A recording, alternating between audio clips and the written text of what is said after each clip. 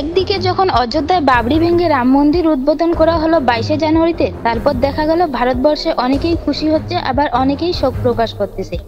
এমন অবস্থায় দেখা গেল শুক্রবার বিকেলের দিকে সিপিএম এর কিছু কর্মী তারা পদযাত্রা করলো ক্রান্তি ব্লকের কাটলগুড়ি থেকে ক্রান্তি পর্যন্ত পদযাত্রা করলো এবং সেখানে উল্লেখিত আলোচনা করলো দিনে দিনে অনেক ঘটনা হয়ে যাচ্ছে রাজ্যে। কৃষকদের অবস্থা দিনে দিনে বেহাল হয়ে যাচ্ছে, দিনের পর দিন এক এক ঘটনা হয়ে যাচ্ছে রাজ্যে। আমরা আর ঘরে বসে থাকবো না, আরো বিভিন্নভাবে বক্তব্য তুলে ধরলেন। সেখানে উপস্থিত ছিল সিপিআইএম এর প্রাক্তন পঞ্চায়েত আবেদ আলী, আরো অনেকেই। আপনারা দেখতেছেন এমএস নিউজ ইন্ডিয়া। কোন জায়গায় লেখা নেই যে আমাদের দেশের রাষ্ট্র ক্ষমতা যারা দখল করে আছে তারা মন্দির তৈরি করবেন, তারা মসজিদ তৈরি করবেন, তারা গির্জা তৈরি করবেন। অর্থাৎ আমাদের সার্বভৌমত্ব আজকে জুলাই লঙ্ঘিত, গণতন্ত্রের পতাকা আজকে জুলাই লঙ্ঘিত। আমাদেরকে সেই পতাকা বহন করে নিতে হবে। তাই আজকে প্রজাতন্ত্র দিবসে আমরা ন্যাশনাল ফ্ল্যাগ, জাতীয় পতাকা, এই পতাকা আজকে অবমাননা করা হচ্ছে।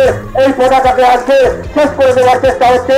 যে সংবিধান তৈরি করেছেন আমেরিকার, তারা ভারতবর্ষের মানুষের জন্য, অর্থাৎ গরিব মধ্যবিত্ত থেকে শুরু করে সবার জন্য, এখানে জাতি ধর্ম নির্বিশেষে সবার জন্য যে আইন তৈরি করেছেন, যে আইন আছে সেটা বিপন্ন হচ্ছে, যে সংবিধান আজকে বিপন্ন হচ্ছে।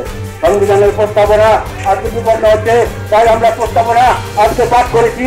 আমরা বিভিন্ন জায়গায় আজ সকালে আমাদের ভারতবর্ষের বিভিন্ন জায়গায় আমরা আজকে মানববন্ধন করেছি। আমরা প্রস্তাবনাকে পাঠ করে শপথ নিয়েছি। আমরা যে কোনো মূল্যে আমরা ভারতবর্ষের লক্ষ্যকে, অখণ্ডতাকে আমরাকে রক্ষা করবো।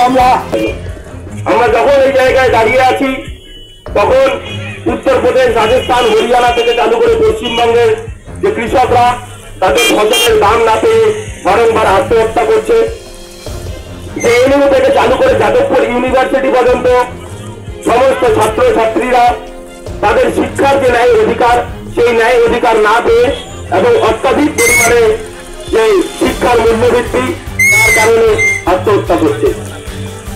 এ রাজ্যের আপামর মানুষ 2011 সালে যখন পরিবর্তনের স্বপ্ন দেখে এক মুখ্যমন্ত্রীকে ভোট দিয়ে, মহিলা মুখ্যমন্ত্রীকে ভোট দিয়ে এ রাজ্যের প্রশ্নতে বসায়, তখন এ রাজ্যের মানুষের চোখে ছিল নতুন বাংলার স্বপ্ন, এক সোনার বাংলার স্বপ্ন।